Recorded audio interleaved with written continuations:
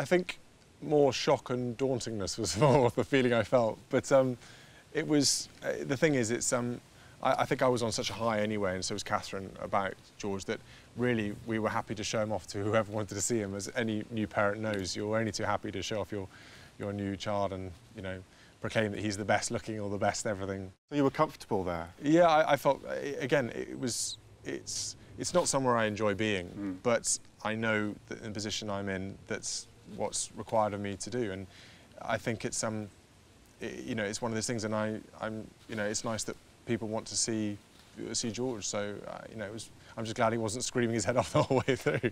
The moment we came out with the car seat, I mean, we had some warning that you might be doing that. Yeah. Fathers around the planet will be cursing you for doing it so easily.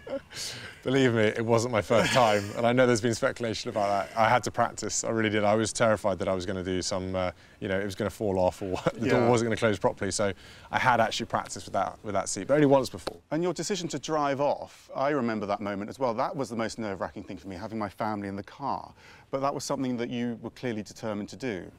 Where I can be, I'm as independent as I want to be, and same as Catherine and Harry.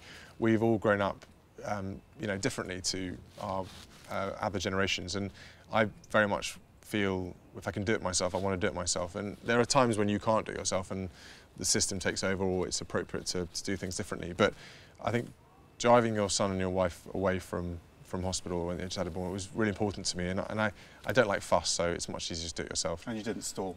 I didn't stall. Well, it's an automatic, so it's all right. The interpretation of the imagery we saw there, which went around the world, was that this was a modern monarchy and a new way of monarchy. But was it that? Are we reading too much into it? Is it just you doing it your way, you and your wife doing it your own way? I think so, and I'm just doing the way I know, and you know, if it's the right way, then brilliant. If it's not the wrong, if it's the wrong way, then well, I try and do it better.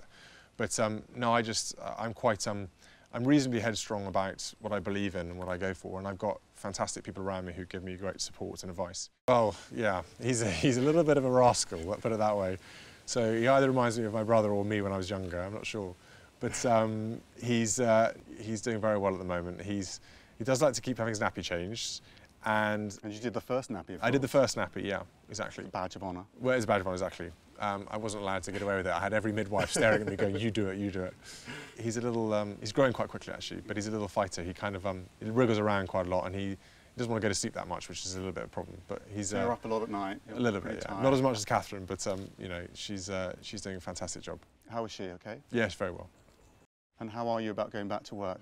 Well, as a few fathers might know, I'm actually quite looking forward to going back to work now. Get some sleep. Get some sleep, exactly, yeah. So I'm just hoping the first few shifts I go back, I don't have any night jobs.